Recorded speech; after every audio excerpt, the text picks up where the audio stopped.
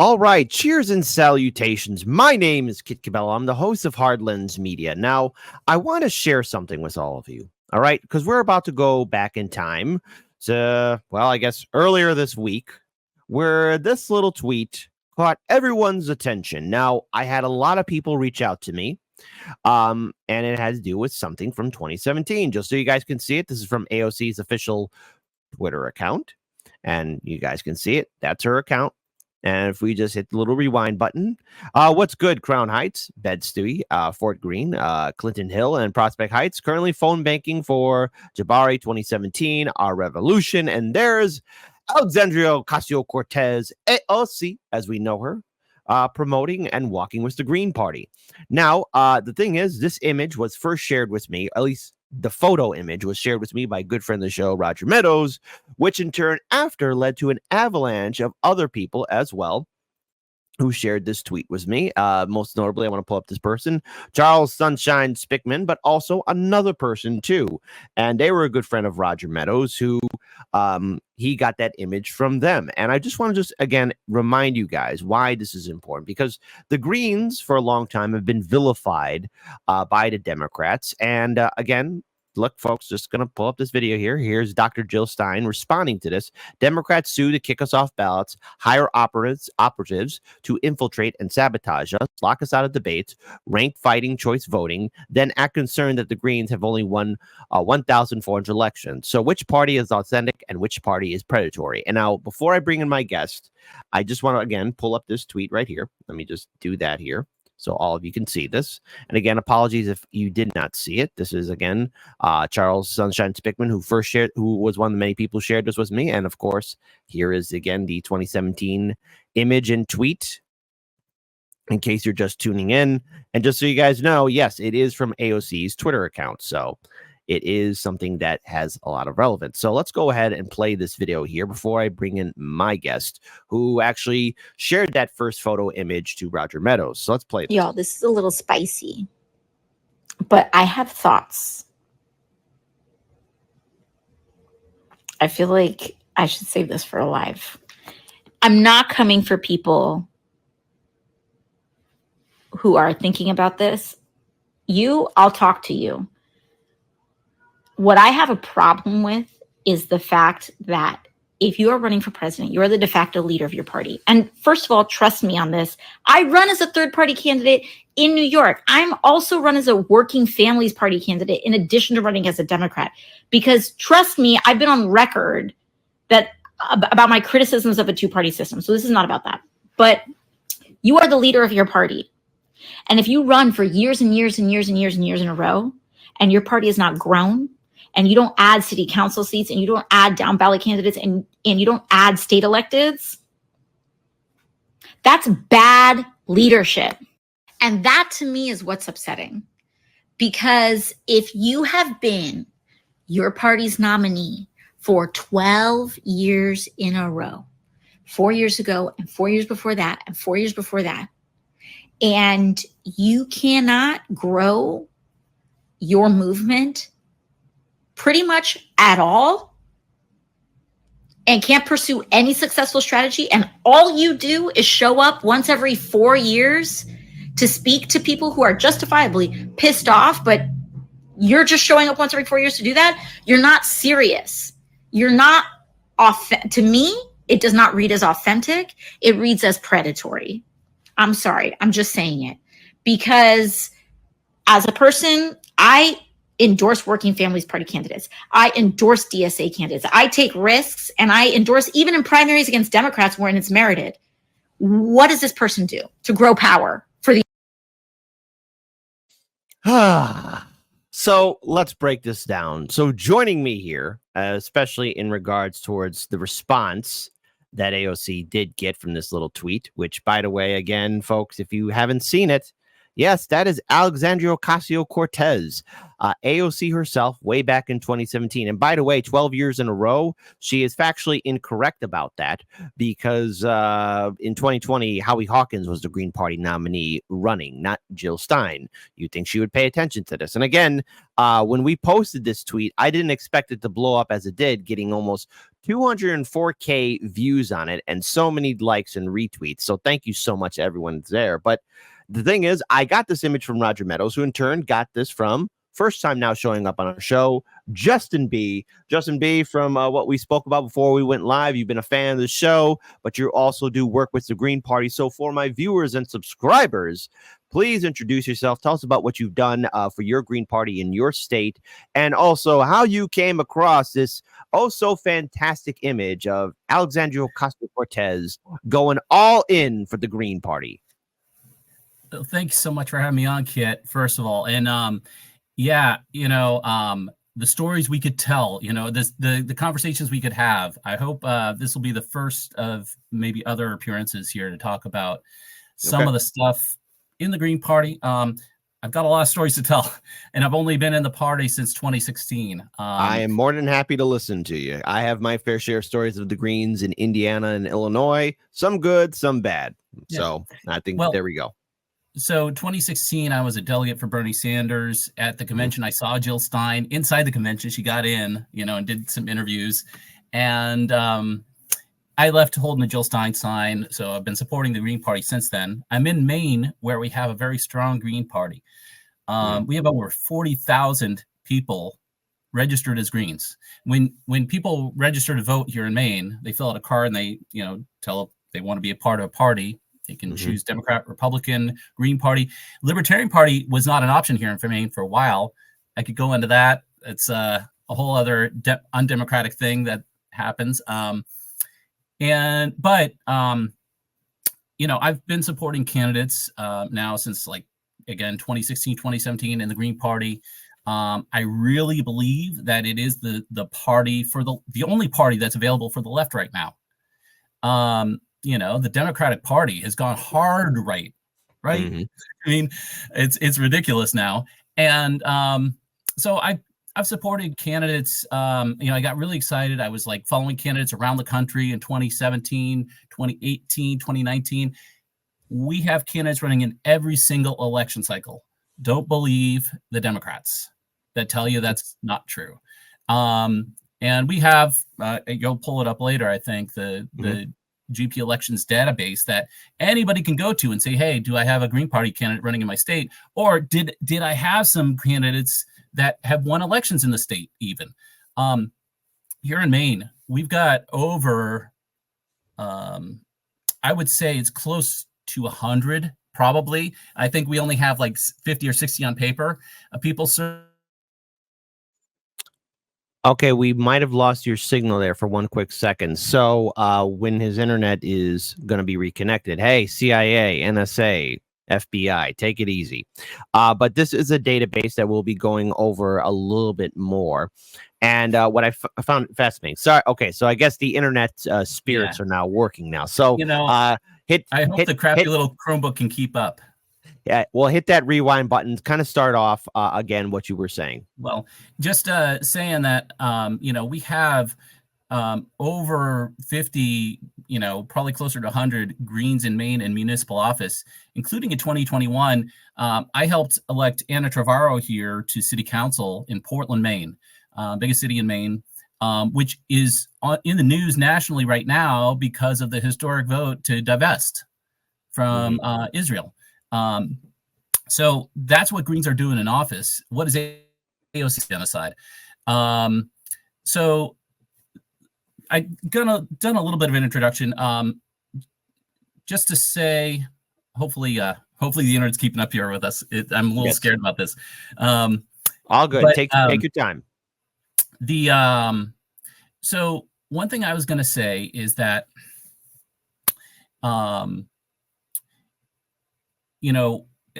there's more I could say about myself. And I was a former co-chair of the Green Party from 2018, end of 2018 to 2020.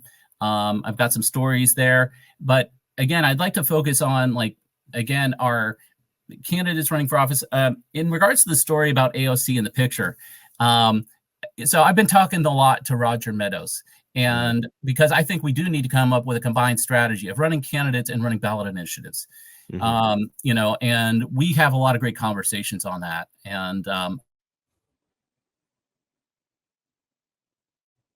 all right, he did lose his signal again, so apologies, folks. Sometimes the internet isn't all equal around. So there you go. Go ahead with your next statement. Yeah. So sorry, folks, about the rough connection. So I was just saying with Roger Meadows, really trying to bring that ballot initiatives and running candidates at the same time into light, where we run on public banking and ranked choice voting and single payer healthcare. And we have candidates running to support that ballot initiative. So it's a 1-2 punch. I think we need to employ those kind of tactics, and we also need to get out in the streets and do mutual aid, right? Those things, we can do all those things together if we really organize well. So that's where I'm coming from with the Green Party. I've got great hopes for it. I mean, a lot of people say it's a mess, but a lot of people also have. Okay. Holding on that for a second, going back to Roger Meadows. So talking with Roger Meadows, and I'm like, hey, we watched, or we both had watched the, it was Brianna Joy Gray and Sabby Sab's interview, and they mentioned like Brianna was confused about Jabari Williams or something like that, and I thought she meant Jabari Brisport. And then later on, she corrected herself and said it was Jabari Brisport. And then, so I'm like, oh yeah, I know AOC actually helped out on that campaign because I got this picture on my phone. So I shot it off to Roger. Roger's like, I didn't hear much from him. And then all of a sudden, it's like it's going big. And Sabby's like, hey Justin, is this for real? And I was like, yeah, it's for real. And I couldn't even remember where I got it. I'm guessing I probably saved it off of that tweet in 2017 when I started following. Okay, we'll wait for the internet to reconnect. So, folks, so when we did get that video, or at least when we did get that photo from Roger Meadows and a few other people about Jill Stein and her association, or not Jill Stein, but of AOC and her association with the Greens, it was rather a shocking moment. So you were gonna want to give you your see that you're back with us again. Yeah. Your response to that was great, Kit. Oh, yes. It was. I'm so glad that Roger shared it with you at the time he did, and it was just. I was like, wow, yeah, it's impressive, and and then it really took off, and I was reserved in sharing that out because hey, it shows AOC did actually support a Green Party candidate back in the day, which is what she was kind of claiming. Even though she talked about DSA and Working Families Party, she didn't mention the Green Party supporting a Green Party candidate. But I think it is really hypocritical. She knows better that we do run candidates. We run great candidates. Jabari Brisport was fantastic. Unfortunately, he went to the Democratic Party, later won a New York Senate seat. Rogers said that he's considering coming back to the Green Party. I welcome him. I hope he does, but we'll see. Now, the thing is, just so you all know, in case you missed it or you did not see it, and again, watch it all the way to the end. The video that we did was about 24 minutes long. So it's at this point, I was going to end the segment until Roger Meadows came knocking at the door with this. And this was my first initial reaction when I saw it.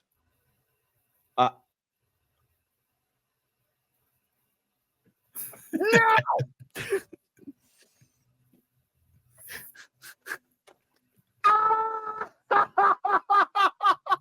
Oh my God! Oh my God! Ah!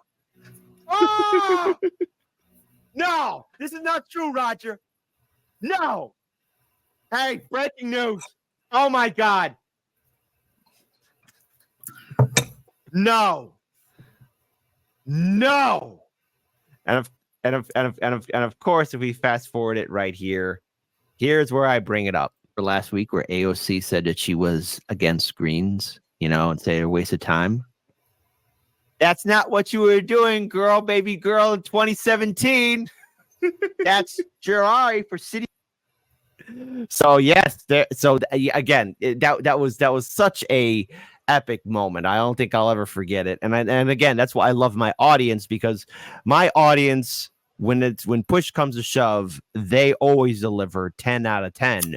But since then, there's been this ongoing attack against the Green Party, and I want to play this video in which Jill Stein, on I believe sometime earlier this week, was actually on the Hill Rising, where she talks about the Greens, and how they've led many progressive policies that were either co-opted or stolen by the Democrats. So I want to pull up this video here, and I want everyone to just check it out. So I'm going to have both our mics on mute, and let's play this video and check it out for the people. Greens are leading the charge in many ways. And it's so funny that she's saying, describing our runs as unsuccessful, yet she ran on our signature issue in a predatory fashion without acknowledging where she got her Green New Deal from. She launched it in 2018. We had launched it in 2010. And, there she was standing there as if she had come up with this, invented it out of whole cloth. So, there's plenty of predatory there. We basically launched the progressive agenda, starting with single payer, which Ralph Nader ran on in 2000 as a Green, calling for free public higher education and a bailout for students in debt, for reparations to repay an outstanding debt, a huge debt. All of these things she and much of the Democratic Party have given lip service to, which have really come from the Greens. So we have totally transformed, the political agenda.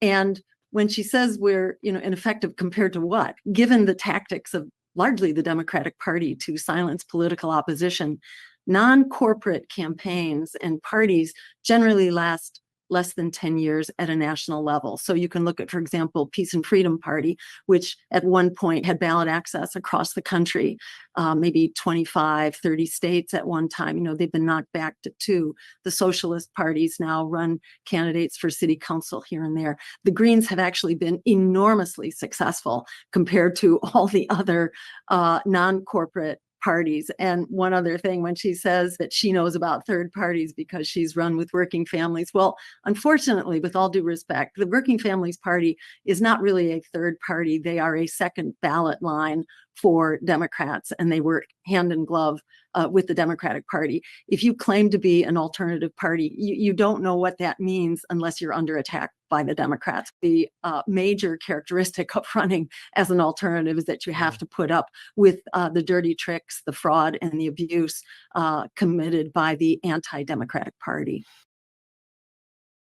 Now, looking at this, and again, folks, we have to remember about the Greens is that they've been facing an uphill challenge, just like the Libertarians. And I want to pull up this especially unfortunate tweet right here. But again, it's something that Jill Stein and the Greens have to deal with. And this isn't the first time we've covered a story similar to this, like, again, way back in the 2018 and even 2022 midterm election cycles, in which you had Green Party candidates being kicked off the ballot by both Democratic and Republican lawmakers. And again, each state is different. But here's an update. Update on Nevada. Our lawyers have said that we have a case that the U.S. Supreme Court may take, which will make ripples nationwide, which I wish them all the best. In case you missed it, again, the Nevada Secretary of State gave the campaign the wrong forms to use to get on the ballot, which is really dirty and snake kind of activity. Then the dirty Democrats used the technicality to sue us off the ballot. We won in the lower courts only to lose in Nevada Supreme Court. We have also recently discovered the Chief Justice in the case is a surprise, say it with me, folks, who didn't see this coming, a DNC donor. Please pitch in today to help us take this fight to the Supreme Court of the United States and support democracy. And again, look, this is an unfortunate issue that libertarians, Greens, and independents, not only during presidential election cycles, but during midterm election cycles and even local city municipal election cycles, that Greens have to face all the time. Illinois and New York, for example, are extremely draconian states. Other states vary, and I use this word gingerly, liberal towards maybe some third parties. But again, it is always an uphill fight. And we always hear from people, well, gee, how come I don't hear about the Greens? How come I don't hear about the Greens? So, Justin, this right here is a Green Party U.S. elections database. And so for my viewers, can you at least help us break it down? What is this about? What is this resource in which, in case my viewers and subscribers want to know more about Green Party elections, can you please share them, share this information with us? Like, what is this about? What are we looking at here? Yeah. Are you still there? All right, we're gonna wait for his signal to come back, unfortunately. So Justin, just message in when we do hear from you again. So real quick here, I do want to pull up this Twitter thread of the Green parties, especially most notably. All right, you back, Justin? I'm back. Yeah. All right, thank goodness. All right. I'm not doing the camera right now just to hopefully save some bandwidth. But so the Green Party elections database, we got some volunteers that have helped put this together, most notably a guy named Mike Feinstein, done with research with all the Green parties. He's staying on top of the news. You can go back to even the 1980s, our history of running candidates, what races we've won. So this might be useful to some people, again, if they want to know if there's a Green Party candidate running in their state, because, some people are like, hey, I do want to vote for other Greens, and, do I have an opportunity to do that? And it's helpful to go back and say, look, we do run candidates. We win a lot of elections, actually, in the local races. Going back to the tweet you had about Nevada, and taking that to the Supreme Court, the Democrats, there's some memes out there of all the different times, like at least a bunch of different times where Democrats tried to sue to kick us off the ballot in Montana, North Carolina with Matthew Ho, right? The attorney that worked on the Matthew Ho race, guy named Oliver Hall with the Center for Competitive Democracy, he's actually taken the case to the Supreme Court. He is fantastic. And I think I think the Supreme Court, it sounds like they are interested in hearing the case. So that's going to be big. And that's what we have to do. So we fight to get candidates on the, even on the ballot and in the race. When we do get on the ballot, in local elections, we do win offices. In part, the reason I came to the Green Party in 2016, 2017 is, and I was hoping that everybody with Bernie Sanders would have come over then. The way we run more candidates at the local office or local level or state level is to have more people in the party. We are working class people. Not everybody can run for office. Not everybody can help people run for office. So the more we normalize being in the Green Party and, being a part of the, so we can't do it alone. We need more people in the party. I encourage people to look into the Green Party in their state. Do we have one there? Look at this list. By the way, for congressional candidates, we have so many congressional candidates running in this cycle, over 40, close to 50.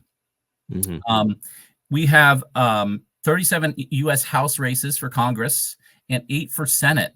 In New Jersey, we have the New Jersey 13. By the way, you see all those stars, those green stars there? Yeah. Those are all races that we won. Wow. All right. So see, it is possible for victory. So there you go. We got county board supervisors, which again, look, folks, lower elections do have an impact because they can also influence the larger elections. School board, village trustee, cemetery trust fund committee, committee, select board. Again, folks, this is how you got to do it. You got to take it one step at a time, and you have to continue to fight. If you don't fight, you never know. And so this is a whole list of people who are running. And again, I will be posting this link when I clip this video, so that way all of you can use it as a tool to find out what's happening. And plus, you could view the races by the year. So you got 1985 all the way going up to 2024. And these are the various races that are running. You got, again, 160 races in 2024, 26 states in 2024, and 17 victories in 2024. And we must take our victories where we can get them. And if anyone is here watching and wondering, wondering, like, okay, well, what else do we have to do? Check out this database. And again, we'll be posting this link so that way people can use it to check it out. And who knows, maybe one day you can also be a up and coming volunteer. Just whatever you do, don't sell out. Don't sell out. So, go ahead, my friend. Yeah, Kit. I'm gonna probably hop off soon because I mean this internet connection is really lousy. Okay. I sorry about that. I would love to talk with you more, but the again, like the thing I would stress is the more people we have in the Green Party, the more likely we are to win races and get people elected at the lower level. And that's going to, I believe in synergistic campaigning. The reason Jill Stein can do better is the more candidates we have on the down ticket, So, and I was starting to say New Jersey, going back to the congressional candidates, we have 13 candidates for Congress in New Jersey alone, right? 12 U.S. House seats up with Greens, and we have a U.S. Senate, Christina Khalil.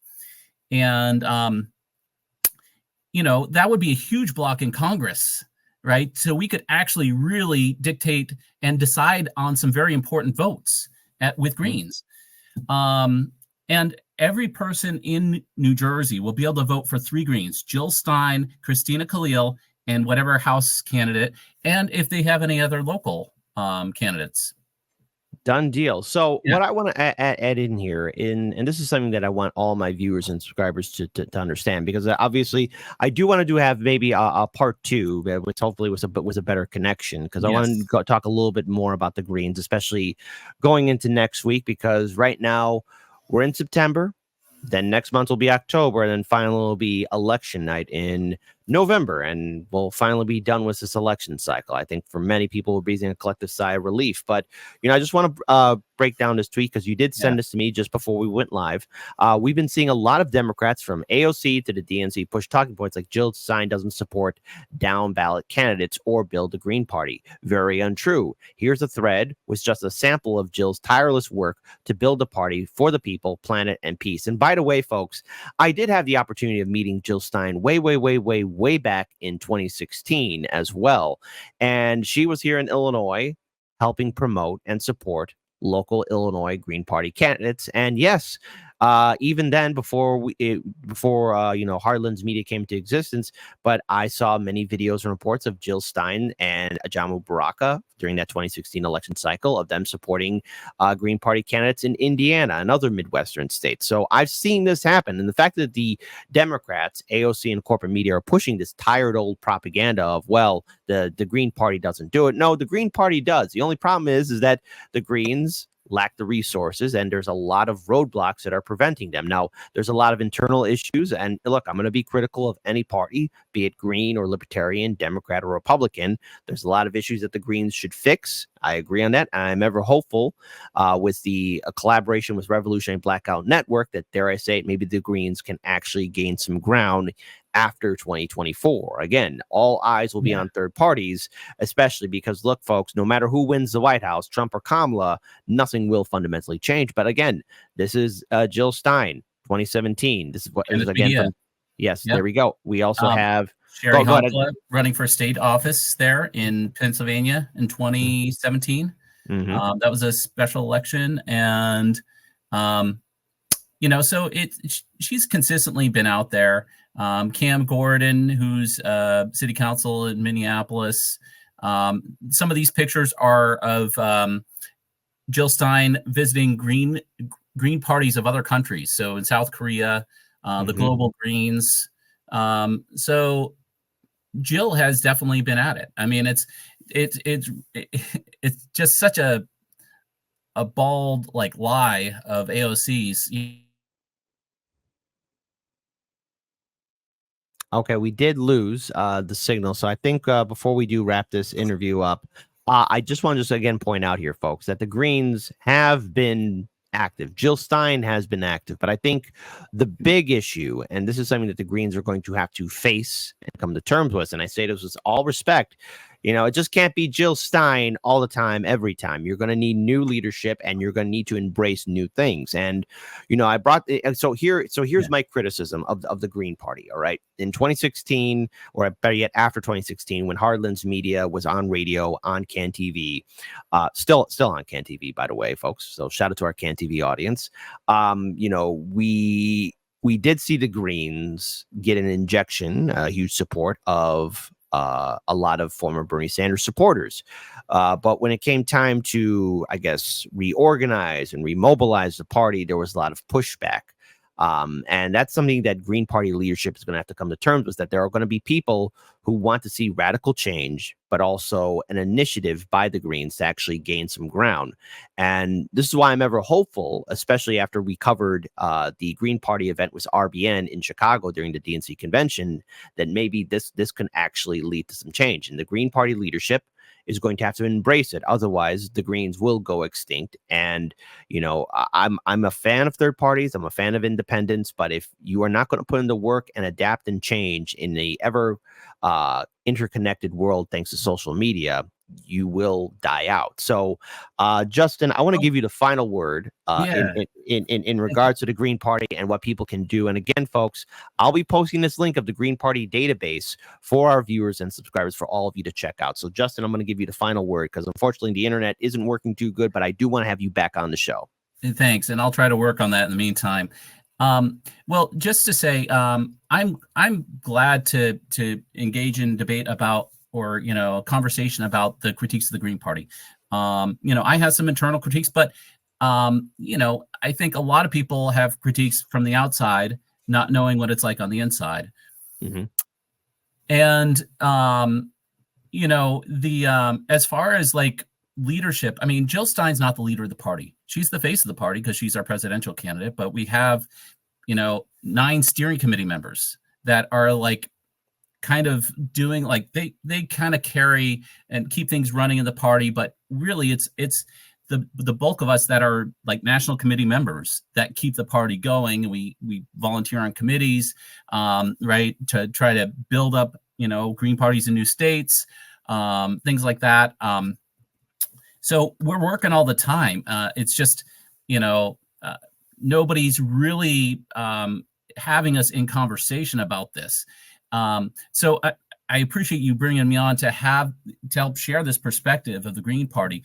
And again, I'll go back to it. In 2016, I left and joined the Green Party. I was hoping that everybody that had supported Bernie in 2016 would do the same.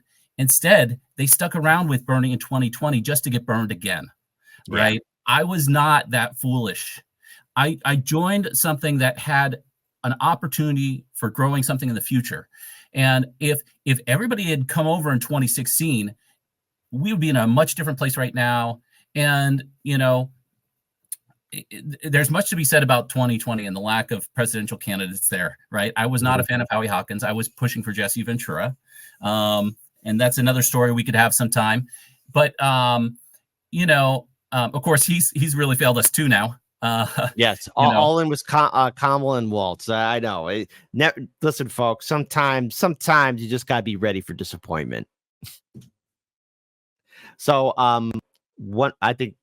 one more thing before we do wrap up the interview. So yes, there we go. You're back again. You're back again. Okay.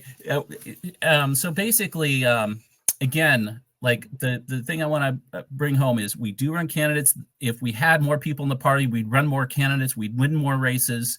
And we begin to make some of those positive changes for Green Party values: people, planet, and peace. We're for grassroots democracy, for social justice. We're for ecological wisdom. We're for nonviolence and ending wars and ending genocide. For people that want to sit out this election, think about voting just for a candidate that's going to help stop genocide if they're elected. And can a third party candidate win? Absolutely. Abraham Lincoln did it in 1860, right? There was a great tweet on that recently. Mm-hmm. I don't know.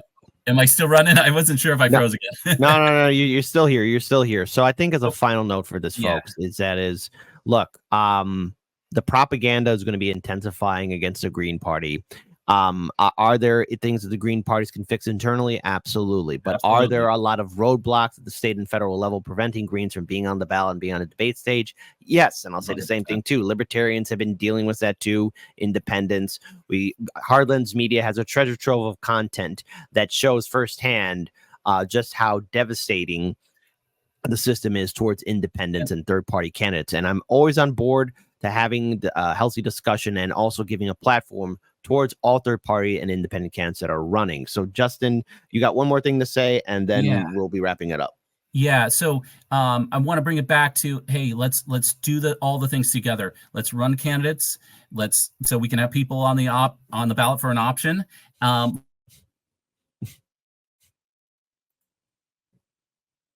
I think we did lose him again.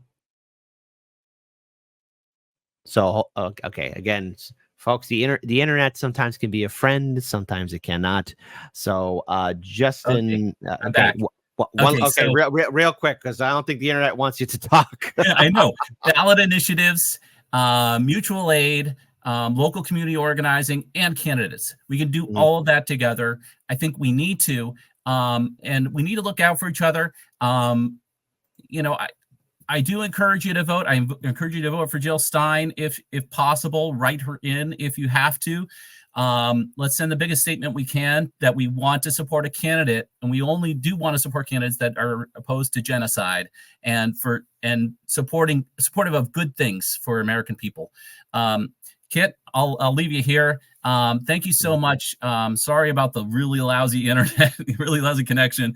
I hope you have an awesome rest of your show, and looking forward to future conversations, maybe about Jesse Ventura or other, Green Party craziness. Done deal.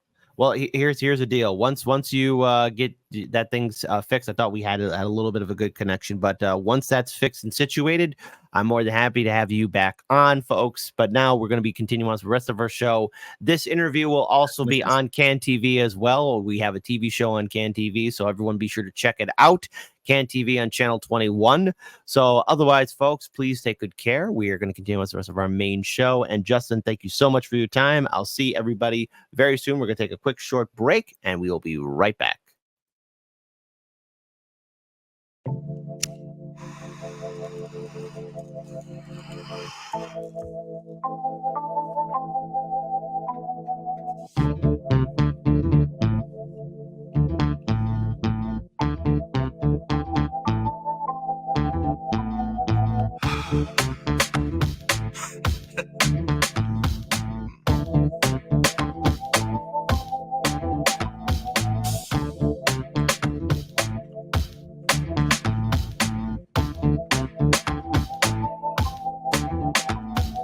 Land of the free, and you'll know us by the trail of dead. It's just one more world war to complete the set.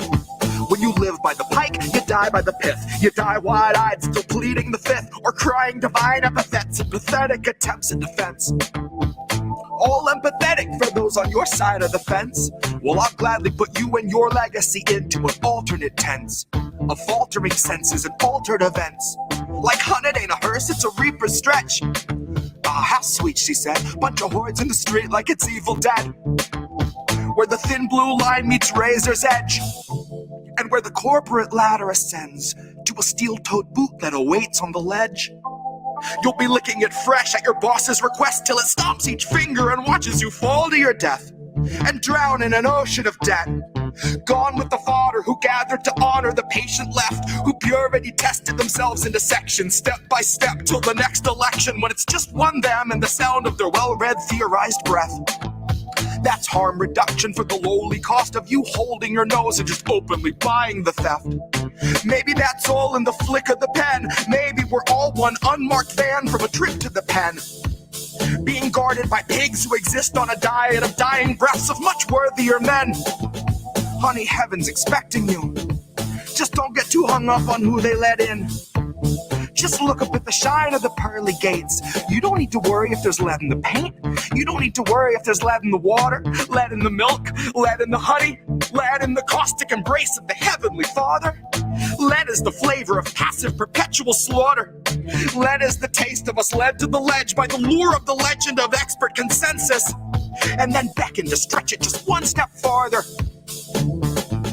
And I hope all the folks who were boastfully gloating and toasting themselves as the heroes of COVID for boosting their boosters and doing their part are now equally thrilled to be starstruck martyrs. All laid in a government grave with anonymous markers, like you're back from the carvers and off to the splicer. You're the very first wave to be slain in the war against Pfizer. That 100 years war against Pfizer. They are thinning the crowd that is striking right now to bleed adequate pay from those inhuman misers who all sit in their office and designate coffins to people regarded as nothing but profit for Kaiser. Still the Dems want you nicer. Dems want you softer. Dems want you kinder. Yeah, they all want you graciously starving in silence. You will speak when you're spoken to. Rest of the time, you and all of us peasants are merely depressing statistics neglected in Congress's binders. All bled, bone dry, then fed to the grinder. Our headstones line each step as reminders. That's a lesson in object permanence learned in the furnace by workers consigned to the fire. Workers bled, bone dry, then fed by the fed to the grinder.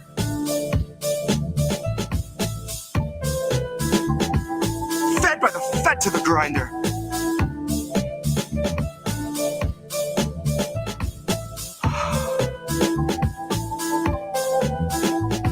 Now the fed went straight to your head. Mind what you hide and your sighs unsad, and your eyes turn blind to the signs unread. Flag bright red, so you let it in bed. You let it inside, and you'll see that it's fed. Never you mind that it grinds your wealth into bread for itself, then it bleeds you dry, then it dines on the dead.